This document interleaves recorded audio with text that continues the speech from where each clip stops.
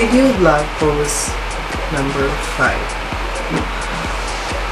Maraming tanong kung paano daw ako naging bakla or gay. For me, no need to answer. Joke lang. I think, paano ba ako? First, nasa lahi na, sa family. Tapos second is, environment. Kasi lumaki ako ng puro girls o nasa paligid ko, that's why. Marami nagsasabi, immoral daw ang pagiging.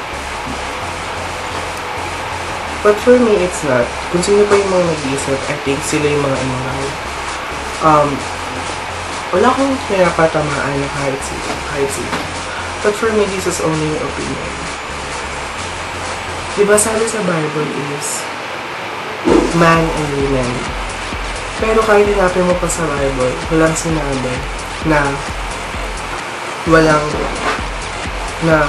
masama ang maging bakla. For me, hindi masaya kami sa napili namin identity. For sure, ikaw din. Kung gay ka, wala namang problema as long as wala kang ginagawang masama at sinasaktan tao. Hindi ko alam kung bakit may mga ilang tao pa rin na pilit na hinihilahan pababa at nagagalit sa amin. Kasi hindi kami pare-pareho at tao yung kami. There are 3 types of gays. Low class, middle class, and high class. For me, I think, sabihin ko sa inyo na with confidence na talagang, for me, I think nasa high class ako kasi nasa lahat. Basta, secret na lang. For me, hindi. Kasi ang ganda ko. Okay, joke lang. I think, hindi ako yung mga pipicture, hindi ako klaseng gay na pipicture na makikita namin din sa kanto.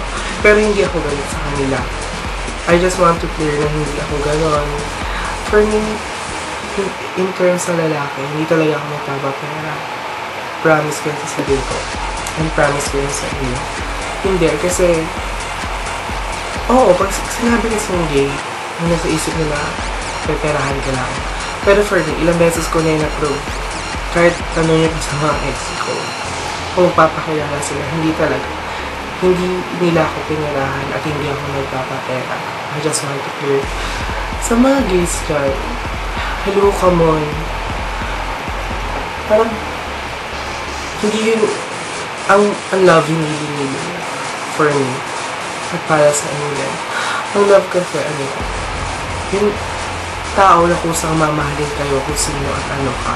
Hindi dahil sa pera mo o kagandahan mo. Pero, alam ko marami siyang takot sa gays. Huwag kayo matakot, masaya kami kasama. At ang daming nagtitiin sa akin, nagko-comment, nag-email, nag-message na ang sarap ko kasama ng mga gays. Which is true naman. Masaya kami kasama kasi lagi, kaya namin kayo patawanin anytime. Kasi nga, related nga na mga gays are artistic, kakaiba, basta unique. For me, ang dami sa akin humihila pababa, pero hindi nyo ko mahihila pababa, palaban ako. Kasi wala naman akong ginagawa personally. Personally, kung hindi mo maamin na gay ka, alam mo, aminin mo sa family mo, kasi sino rin ba ang tatanggap sa mo? Kundi ang family and friends mo din. Una sa lahat, huwag mong iisipin kung ano sasabihin nila. Isipin mo kung ano yung mararamdaman mo. Kasi ang hirap naman tinatago sa family. Ako wala akong problema, talaga promise. Sa parents ko, family, open sila, open ako sa kanila.